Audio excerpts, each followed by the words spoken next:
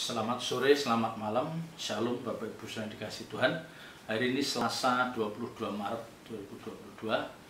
Mari kita akan mendengarkan kebenaran firman Tuhan lewat pesan gembala. Ya, kita satukan di dalam doa. Bapa di surga, segala puji, hormat, syukur kami naikkan kehadirat-Mu. Kami bersyukur ya Bapa atas penyertaan dan pemeliharaan-Mu sepanjang hari. Dan kalau saat ini kami mau belajar sebagian kebenaran firman-Mu, Tuhan berikan hamba-Mu pewahyuan-pewahyuan yang akan boleh menjadi berkat bagi banyak orang. Terima kasih. Dalam nama Tuhan Yesus Kristus, kami serahkan jalannya pemberitaan firman pada sore malam hari dalam tangan kasih-Mu. Haleluya.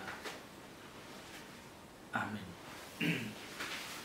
Bapak Ibu saudara yang dikasihi Tuhan, ada satu kebenaran di dalam Alkitab, ya, ada satu kebenaran dalam Alkitab yang jarang diperhatikan banyak orang, tapi ini satunya penting bagi kita. Dan memang kelihatannya sederhana, tetapi kalau kita renungkan, ya, memang hal ini benar dan kita mengamini. Ya, kebenaran itu adalah kebenaran itu mengatakan kita semua bersalah dalam banyak hal. Barang siapa tidak bersalah dalam perkataannya, ia adalah orang sempurna yang dapat juga mengendalikan seluruh tubuhnya. Yakobus pasal 3 ayat 2. Ya. Jadi perkataan kita, kalau di sini dikatakan bahwa barang siapa tidak bersalah dalam perkataannya, ia adalah orang sempurna. Ya, berarti kalau kita balik, kalau orang bersalah, ya kalau tidak bersalah dalam perkataannya, ia adalah orang sempurna.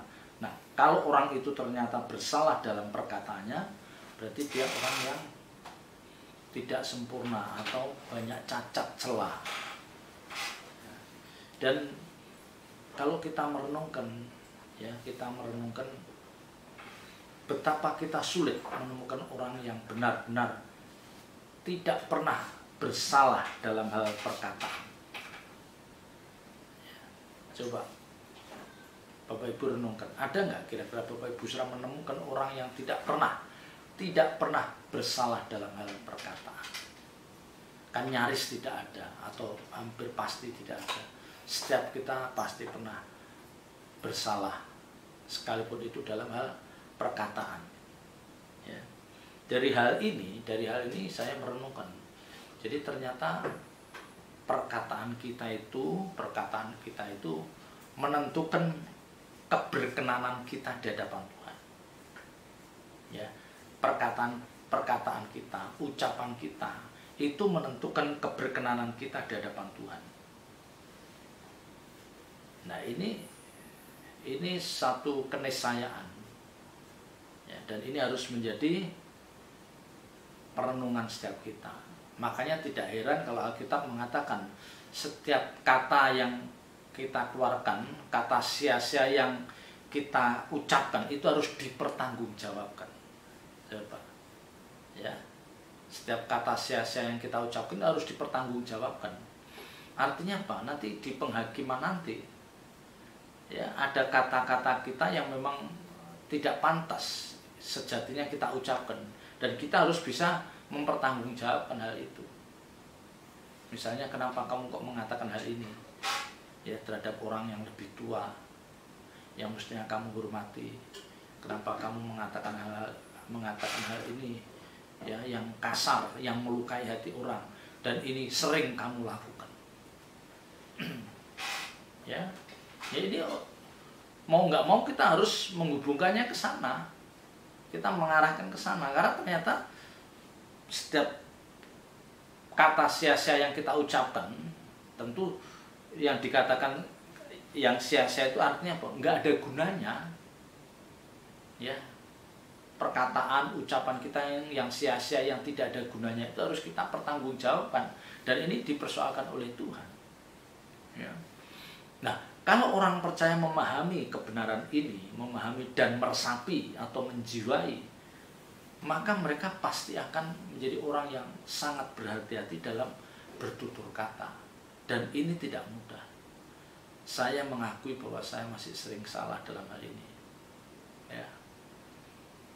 Perkataan ya, yang menurut kita kadang-kadang tidak ada unsur menyakiti atau tidak dirancang, kita tidak merancang untuk melukai, ternyata di luar dugaan ada orang-orang yang terluka gitu. Kan sering itu terjadi ya. Salah persepsi. Ya, ini sering. Maka betapa pentingnya ya, betapa pentingnya kita membiasakan diri untuk mengucapkan kalimat atau perkataan yang tidak melukai. Atau kalau boleh saya fokuskan bagaimana kita belajar ya, bagaimana kita belajar atau membiasakan supaya perkataan kita, ucapan yang keluar dari mulut bibir kita itu memberkati orang ya, memberkati. Jadi artinya apa? Enggak sia-sia. Dan ini yang mestinya bisa dilatih, bisa diperjuangkan oleh orang percaya ya. Dan Tuhan sepertinya juga pasti menghendaki hal ini supaya apa yang kita ucapkan ya, apa yang kita suarakan itu akan memberkati banyak orang. Jadi akhirnya apa? Ucapan kita, perkataan kita itu tidak bisa dikatakan sia-sia karena menjadi berkat ya. Sia-sia itu kalau tidak menjadi berkat bahkan menimbulkan kegaduhan, apalagi.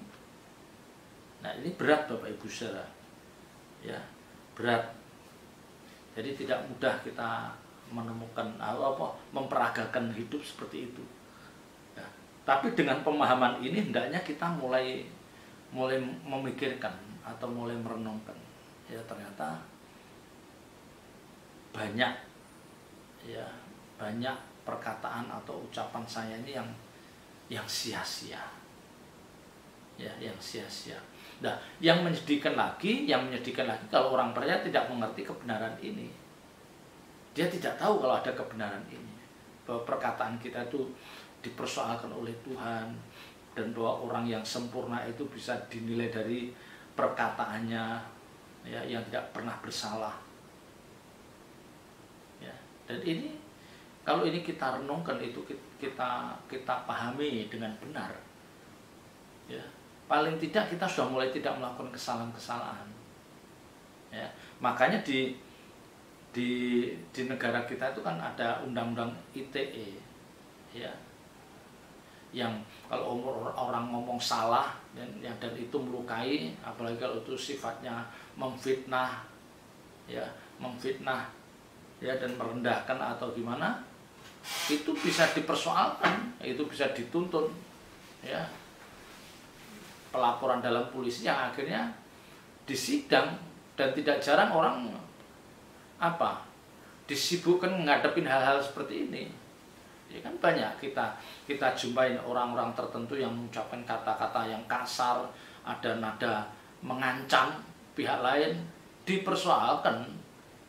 Ya, udah ada nada mengancam, nada merendahkan atau apapun, itu dipersoalkan, dilaporkan polisi bisa, ya, dituntut minimal 1-2 tahun, ya.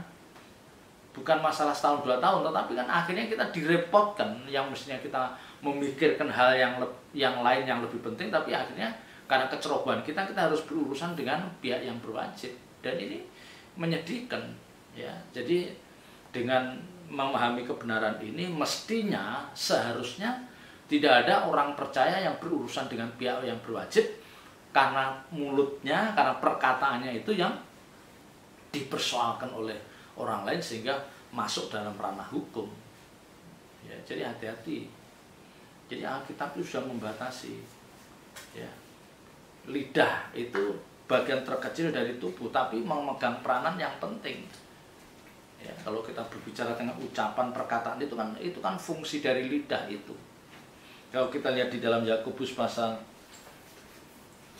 3 ayat 6.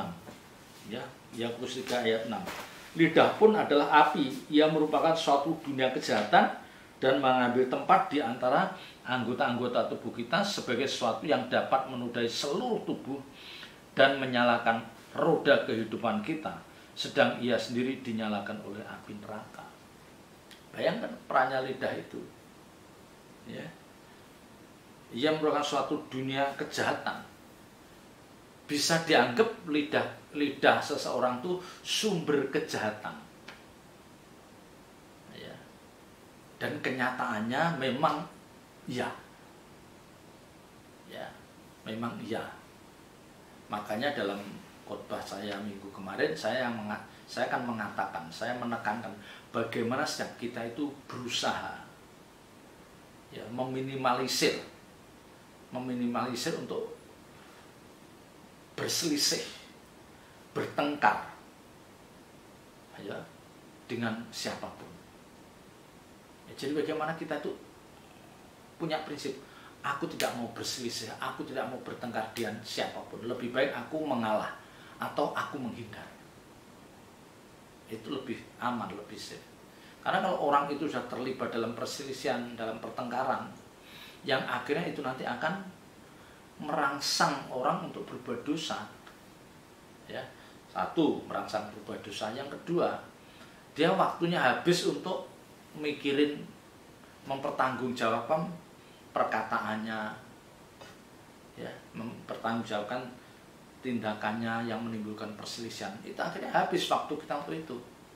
Padahal sejatinya waktu yang ada itu harus kita manfaatkan sebaik-baiknya untuk kita bisa membangun intimasi dengan Tuhan, membaca Alkitab, mendengarkan khotbah, ya, duduk di kaki Tuhan, naikkan pujian penyembahan. Mestinya banyak waktu kita untuk di sana.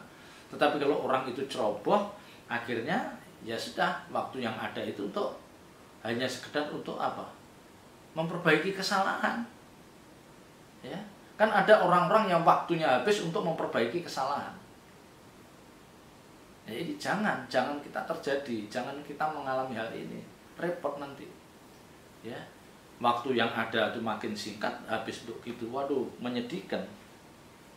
Dikatakan lidah itu api, ia merupakan suatu dunia kejahatan dan mengambil tempat di antara anggota-anggota tubuh kita sebagai sesuatu yang dapat menodai seluruh tubuh dan menyalakan noda kehidupan kita. Ya. Jadi karena perkataan lidah kita itu bisa membuat porak-poranda, ya, membuat berantakan kehidupan kita, nama baik yang kita rintis bertahun-tahun hancur. Ya, ini lidah bagian terkecil dalam tubuh seseorang, tetapi mengandung apa? Mengandung fungsi, ya, atau dia memegang peranan yang sangat penting, sangat penting. Ya, maka kalau kita katakan apa yang diucapkan orang itu keluar dari hati. Apa yang diucapkan orang itu lewat lidahnya itu dari hati. Kalau hatinya buruk, pasti apa yang dikeluarkan buruk. Kalau hatinya bersih, suci, apa yang diucapkan pasti benar, memberkati. Ya, makanya kemarin hari Kamis Bibir Studi saya katakan betapa pentingnya seseorang memiliki hati yang murni, ya, yang tulus, ya.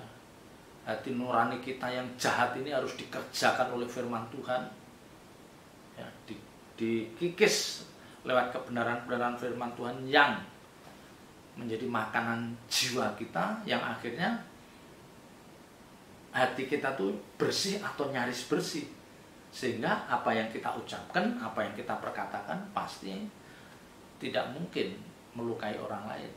Ya, karena apa yang diucapkan orang itu berasal dari hati. Kalau hatinya sudah bersih atau nyaris bersih, pasti ucapannya tidak mungkin menjadi batu sandungan, tidak mungkin melukai orang lain. Ya, ini Bapak Ibu Saudara yang sangat penting. Ya, yang sangat penting. Kelihatannya bagian terkecil dalam tubuh, tetapi ingat, kita tidak bisa menjinakkan lidah, kita tidak bisa menjinakkan lidah kita tidak bisa mengontrol lidah kita dengan baik, maka kita akan terseret masuk dalam masalah besar. Ya, kalau orang yang tidak bisa mengontrol, tidak bisa mengendalikan, tidak bisa menguasai lidahnya, dia bisa diseret masuk dalam persoalan besar di dalam hidupnya. Itu pasti. Ya. Yang paling parah yaitu kalau dia harus berurusan dengan pihak berwajib, masalah hukum naik ke pengadilan. Waduh, itu melelahkan. Ya, dan akhirnya dia nyesel. Kenapa aku ngomong gini? Ya, setelahnya dia mengalami betapa tersiksanya menghadapi dipanggil polisi lah, nanti sidang lah, inilah, bayar pengacara lah, itu kan melelahkan.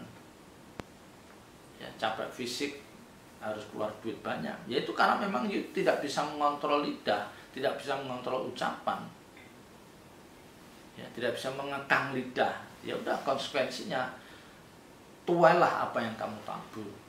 Ya, jadi saya dengan kebenaran ini saya mau mengingatkan, hati-hati Bapak Ibu Saudara. Ya, hati-hati.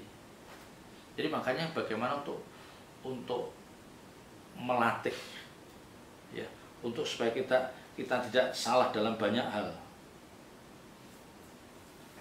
Ya, tidak bersalah dalam banyak hal.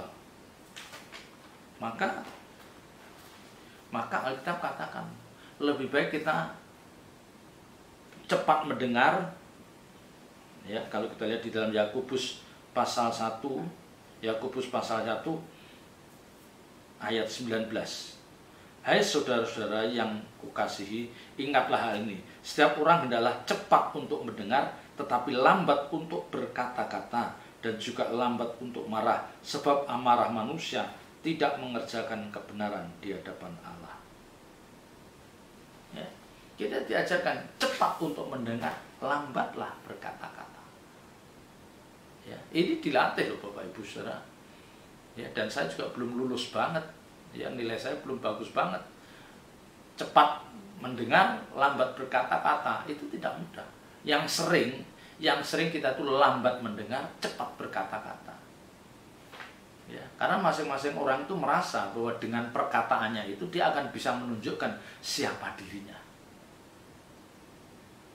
Ya, dengan dia banyak berkata-kata, dia banyak berbicara, dia mau secara tidak langsung dia mau menunjukkan siapa dirinya, siapa dia sesungguhnya, dan dari situ dia berharap orang akan menghormatinya.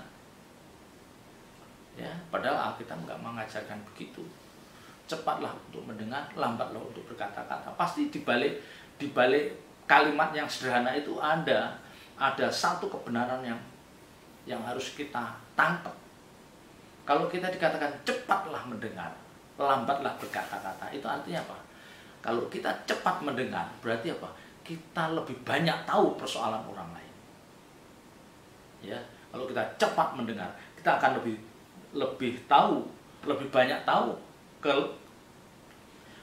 kesusahan orang lain, ya, problem kehidupan orang lain. Dan di sini dengan kita banyak tahu kelemahan atau masalah hidup orang lain, kita digerakkan untuk kita apa? Ikut menanggung beban mereka, memikul salib. Ya, memikul salib itu artinya apa? Persoalan itu sejatinya bukan persoalan saya, tapi persoalan dia. Tetapi karena saya ada belas kasihan, saya akan ikut menanggung, ikut merasakan persoalan dalam hidupmu. Nah, ini yang bagus. Ya, makanya kalau kita cepat mendengar itu artinya apa? Kita diarahkan untuk kita mengerti kesulitan orang lain. Kita diarahkan untuk mengerti pergumulan orang lain supaya kita juga bisa ambil bagian. Maka kita harus cepat mendengar. Kalau orang yang lambat mendengar, itu bisa disimpulkan dia orang yang tidak mau tahu urusan orang lain dan dia tidak mau diganggu orang lain. Artinya apa? Dia nggak ambil pusing dengan kesulitan orang lain. Ya, dan orang-orang seperti ini rapotnya pasti nggak bagus di kekekalan. Ya, kalau di penghakiman ditanya, apa yang sudah kamu kerjakan untuk sesamamu. Ya, ketika mereka tidak punya baju, ketika mereka telanjang, apakah kamu memberi pakaian? Ketika mereka lapar, apakah kamu beri makan? Ya, pasti tidak bisa. Ini orang-orang yang lambat mendengar. Ya, jadi orang kalau lambat mendengar pasti cepat berkata-kata. Artinya apa? Dia ada kecenderungan untuk menyombongkan diri. Ya, jadi di balik kalimat hendaklah kamu cepat mendengar dan lambat berkata-kata itu satu kebenaran yang pertama itu. Kalau kita cepat mendengar berarti kita tahu banyak kesulitan orang lain dan mungkin bukan satu orang tapi beberapa orang karena kita menjadi pendengar yang baik. Dan di situ mungkin akan membangkitkan rasa belas kasihan kita untuk menolong mereka. Nah, itu memang yang dikehendaki Tuhan. Nah, cepatlah untuk mendengar dan tetapi lambat untuk berkata-kata. Lambatlah artinya apa? Karena makin kamu banyak berkata-kata, makin banyak kamu akan berbuat salah dan kemungkinan kamu makin banyak melukai orang. Iya, kalau kita makin banyak berkata-kata itu pasti nanti ada 1-2 perkataan kita dari puluhan atau ratusan perkataan kita, ada 1-2 atau beberapa nanti akan melukai orang itu. Melukai orang, ya, membuat orang tidak nyaman. Ya, nanti dari perkataan kita tuh secara tidak langsung orang merasa direndahkan, bisa. Ya, maka dikatakan cepat mendengar, lambat berkata-kata. Dengan kamu lambat berkata-kata itu menutup kemungkinan untuk kamu berbuat salah lebih banyak. Ya, karena tadi Alkitab kan katakan barang siapa tidak bersalah dalam perkataannya dia sempurna. Artinya apa? Artinya banyak orang yang salah dalam berkata-kata. Ya, ini yang menjadi pemahaman saya dan mudah-mudahan ini menjadi berkat bagi Bapak Ibu Saudara. Ya, apalagi dalam kondisi seperti ini, cepatlah untuk mendengar itu penting. Kita menjadi pendengar yang baik, tetapi jangan hanya menjadi pendengar yang baik. Ya, tapi kita juga dibangkitkan hasrat kita, dibangkitkan gairah kita untuk menjadi berkat. Ya, jadi ketika kita mendengar keluh kesah orang lain, ya, mendengar keluh kesah orang lain dan kebetulan kita memang ada, ya, alangkah baiknya kalau orang seperti ini mengatakan, puji Tuhan, aku dipertemukan orang yang seperti ini. Ya, dia mengatakan, puji Tuhan, aku dipertemukan orang yang perlu aku tolong. Ya. Bisa nggak kira-kira kita mengatakan hal itu? Jadi jangan puji Tuhan aku dipertemukan dengan orang yang diberkati. Puji Tuhan aku dipertemukan dengan orang kaya. Itu tidak ada nilai rohaninya. Atau kalau tidak ya nilai rohaninya kecil, rendah. Tapi kalau kita bilang puji Tuhan aku dipertemukan orang yang dalam problem masalah yang berat dan aku diberikan kesempatan oleh Tuhan untuk ambil bagian memikul salib, karena lewat orang ini aku seperti sedang membangun rapot hidup saya. Ya, jangan kayak orang kaya Lazarus. Ya, orang kaya dikirim Tuhan nama Lazarus, padahal itu kesempatan orang kaya itu untuk bisa mengukir lembar hidupnya di atas kanvas dengan lukisan yang indah supaya rapot hidupnya nanti memang benar-benar indah, tapi dia lewatkan kesempatan itu. Ya, dia menganggap bahwa itu suatu beban. Ya, ini yang menyedihkan. Ya, jangan Bapak Ibu Saudara. Ya, kita harus lebih peka dan semakin peka mendengar suara Tuhan. Kita pasti tahu ada orang-orang yang harus kita tolong. Ya, maka kita harus cepat mendengar, lambat berkata-kata. Ingat, lidah kita menentukan keberadaan kita, keberkenanan kita di hadapan Tuhan. Jangan asal ngomong. Ya, jangan asal ngomong. Dan yang lebih penting, perbaiki kualitas batinnya kita. Nurani kita harus kita bawa untuk menjadi nurani yang sebersih-bersihnya. Karena nurani yang bersih itu akan menentukan kualitas perkataan yang keluar dari mulut kita. Ya, karena apa yang keluar dari mulut itu berasal dari hati. Kalau hatinya buruk, perkataannya pun pasti buruk. Kalau hatinya suci, bersih, perkataannya pasti memberkati. Ya, selamat berjuang, Tuhan Yesus memberkati. Mari kita tutup dalam doa. Bapa di surga, segala puji, hormat, syukur kami naikkan kehadirat-Mu. Meteraikan firman-Mu dalam hati kami dan ajar kami melakukannya. Bapa, kami mohon Roh Kudus terus menyertai kehidupan kami anak-anak-Mu.